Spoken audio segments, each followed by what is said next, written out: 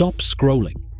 If you are planning to buy a car this year, next year, even in the next few months, this video could save you thousands of dollars. Because something just happened that most people have not caught yet.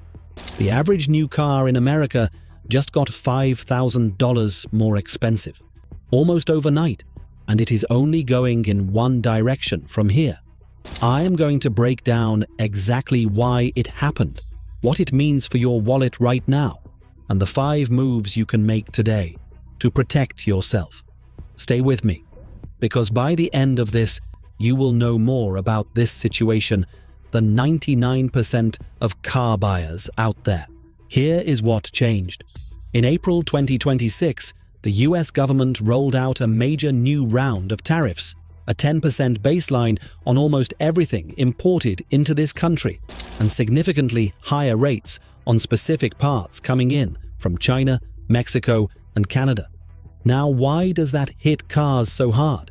Because your car, even if it says Ford or Chevrolet on the badge, is not built entirely in America. The average American vehicle has parts from 6 or more different countries.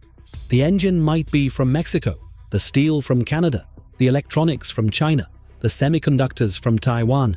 Every single one of those parts just got more expensive to import, and that extra cost does not get absorbed by the manufacturer. It gets passed straight to you, the buyer. Analysts are putting the number between $4,000 and $6,500 per vehicle, depending on the make and model. I'm going with $5,000 as our working number, because that is squarely in the middle, and that is what you need to plan around. And before you think this only hits foreign brands, it does not. Yes, Toyota and Honda and BMW, but also Ford, GM, and Chevrolet. There is no such thing as a 100% American-made car anymore. The supply chain is global. This hits everything on the lot. Now here is where it gets worse. Because the tariff hit is not the only thing pushing car prices up right now. 3 separate forces are colliding at the same time. And if you only understand one of them, you will make the wrong decision about what to do next. Force number 1. Oil is at $115 a barrel. The Strait of Hormuz situation has pushed crude oil to levels we have not seen in years. That affects car prices in 2 direct ways. First, it costs more energy to run the factories that build the cars. Second, it costs more to ship vehicles from the plant to the dealership. Both of those extra costs get baked into the sticker price. There is a twist though. High gas prices are making buyers hesitant about gas-powered vehicles, so some dealers are beginning to discount. But here is the problem. The tariff increase is wiping out that discount before it ever reaches the customer. Force number 2. Interest rates are not coming down.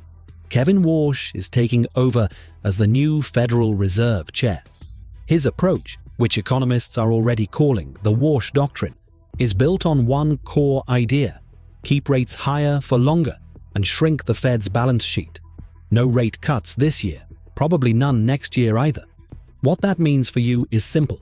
Auto loans are expensive and they are staying expensive. The average rate on a new car loan is sitting above 7% right now. On a $45,000 car with a small down payment, you are looking at over $750 a month for 5 years. That is not a rounding error. Force number 3. The tariffs are stacking, not starting fresh.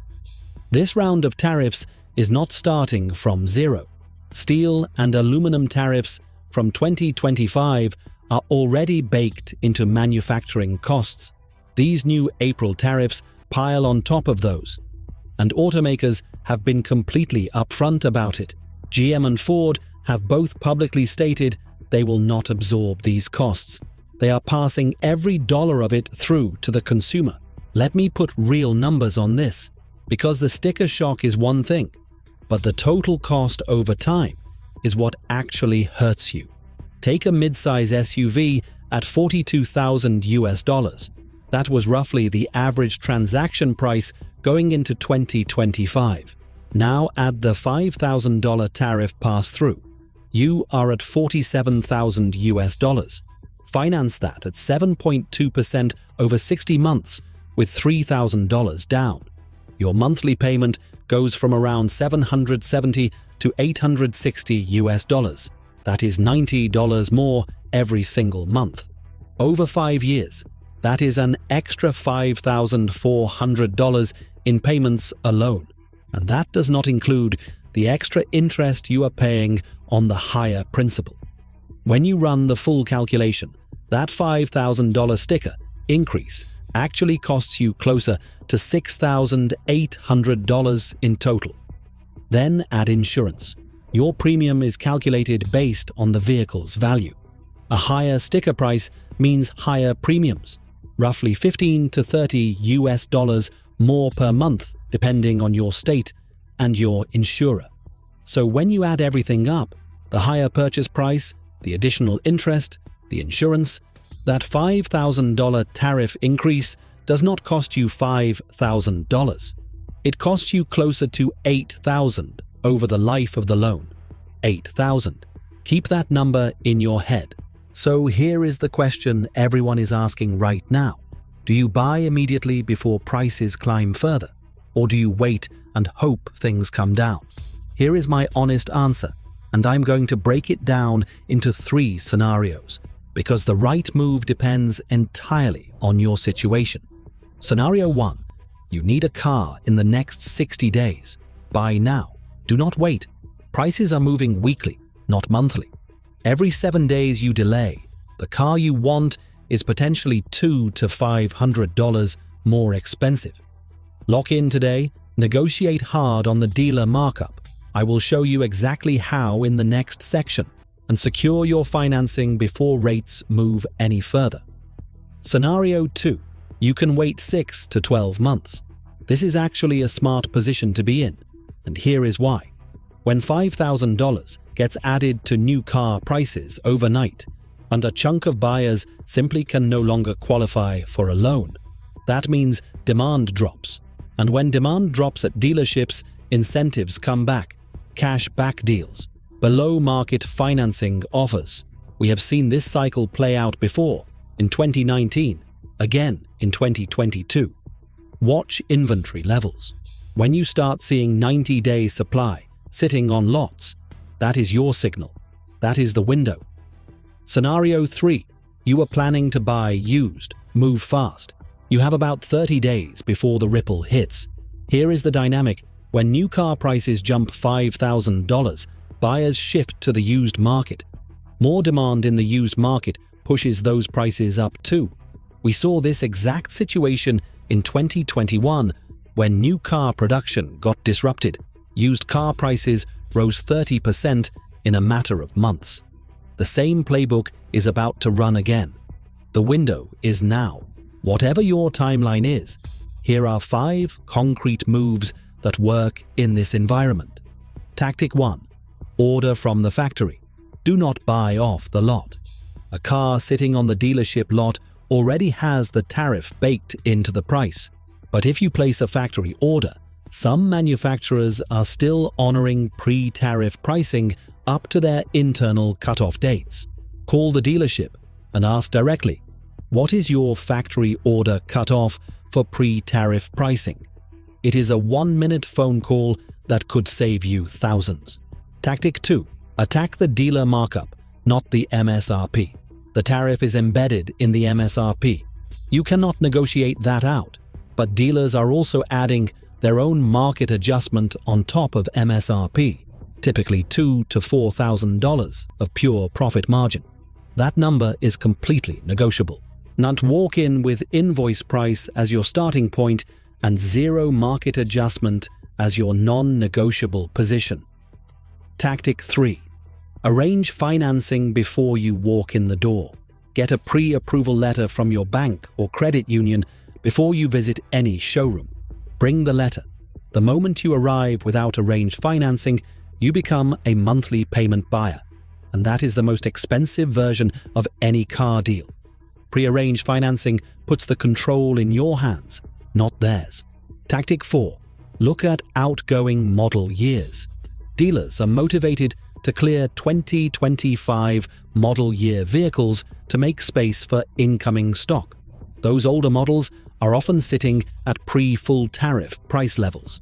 A 2025 model in mid-2026 is not a problem. It is a leverage opportunity. Tactic 5. Price out leasing seriously. Leasing is not the right answer for everyone. But in a high-rate, high-price environment like this one, it deserves a genuine look. When you lease, you do not own the depreciation. If car prices normalize in 2027 or 2028, you walk away from the lease and buy at the lower price. The risk of being stuck in an overpriced asset shifts to the manufacturer, not you. I want to be straight with you about something. This is not a blip that fixes itself in 90 days. The tariff structure driving these price increases is a deliberate, long-term trade policy shift. The administration has been explicit. The goal is to bring manufacturing back to the United States. That is a multi-year project. Analysts estimate 3 to 5 years minimum before domestic production capacity actually comes online. Until then, the tariff costs stay, and the prices stay elevated. On the financing side, the Warsh Fed is not riding to the rescue with cheaper loans. His doctrine prioritizes balance sheet reduction over rate relief. The financial environment for buying a car is not getting meaningfully easier in 2026.